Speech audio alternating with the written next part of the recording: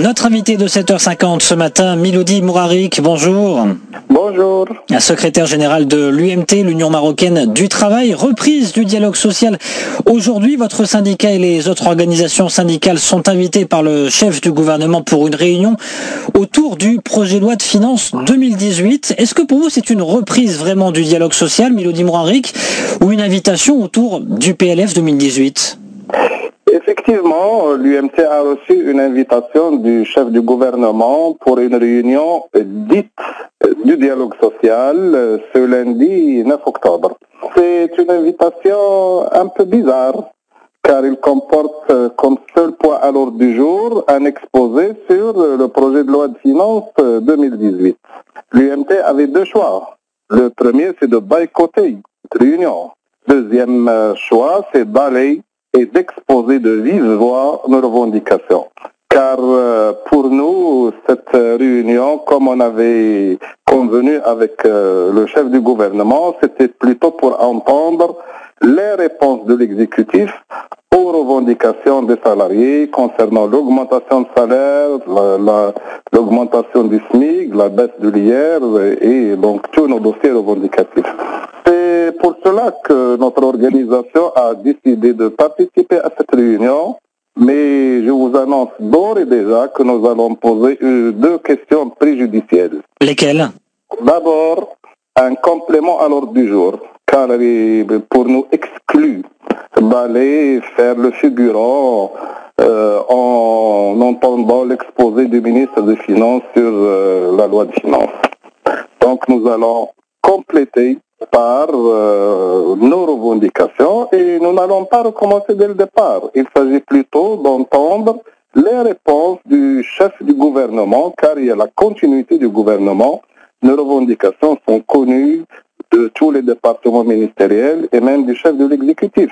Deuxième question, et c'est important, il est exclu également qu'on soit un organe d'enregistrement, d'entendre l'exposé sur le projet de loi de finances sans possibilité de l'amender, surtout que nous avons deux grandes revendications qui concernent la loi de finances. La première, c'est la refonte de la grille des impôts sur le salaire, donc la baisse de l'IR, car rappelons-le, les salariés, toutes catégories confondues, sont hautement et fortement imposés. Alors justement sur ce point, Milodi Mourarik, la baisse de l'impôt sur les revenus, alors que de l'autre côté, le patronat, lui, a peut-être un espoir enfin d'obtenir la progressivité de l'impôt sur les sociétés. Est-ce que vous, syndicats, vous avez espoir d'être entendu sur la baisse de l'impôt sur les revenus ?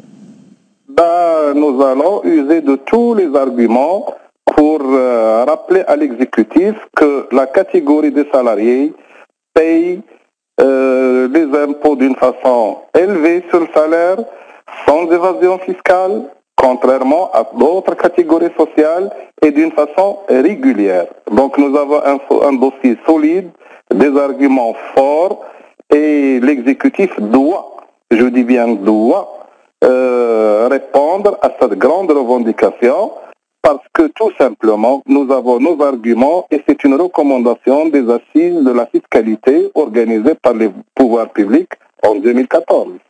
La CGM, justement, elle a sorti très récemment des propositions pour la réforme du Code du travail. Elle propose d'institutionnaliser le travail intérimaire et le travail à distance. Vous êtes ouvert sur cette question ou vous restez encore fermé ? Écoutez, chacun défend la catégorie professionnelle qu'il représente. La CGM défend un certain patronat et nous défendons les salariés. Nous défendons la stabilité de l'emploi et nous disons non à la précarité dans le travail. Nous disons non à la flexibilité sauvage. Nous disons non à l'intérim à outrance et nous disons non au louage de services de 1912. Donc, revenir l'économie du Maroc et le Maroc au siècle dernier, voilà ce que demande un certain patronat, donc nous restons sur nos positions. Sur le travail à distance, pourtant, il y a une niche d'opportunités en termes de création d'emplois. Vous n'êtes pas ouvert sur ce point-là à réfléchir à comment mettre des mécanismes pour garantir des droits à des futurs salariés sur cette question-là ?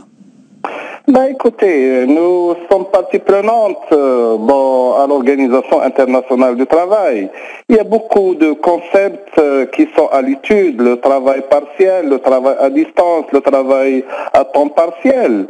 Nous restons ouverts à toutes les propositions, mais à condition, c'est de ne pas jeter les salariés dans la précarité et de ne pas surexploiter le salariat marocain.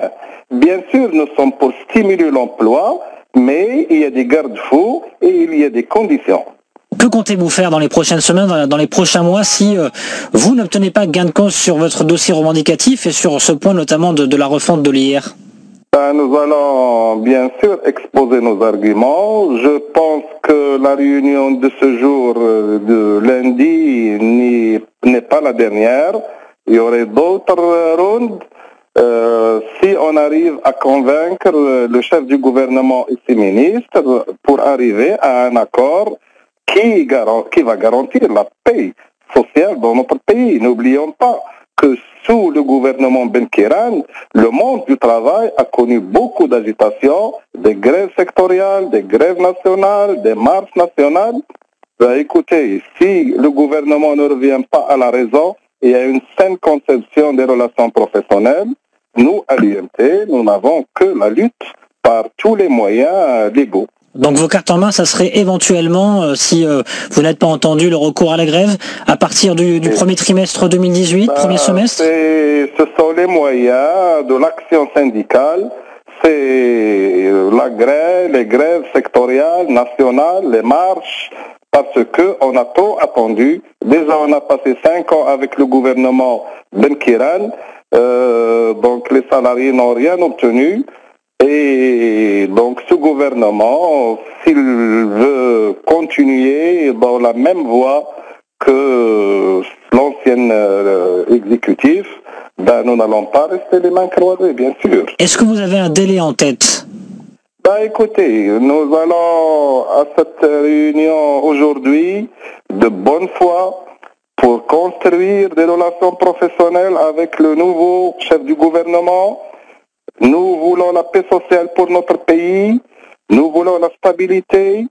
J'espère que le chef du gouvernement va entendre nos messages et donc nous partons optimistes, sauf si le chef du gouvernement et ses ministres nous poussent à d'autres moyens d'action. Pour l'instant, vous n'évoquez pas encore de délai. Nous jouons plutôt la carte de la bonne foi avec ce nouveau gouvernement et la balle est dans son camp.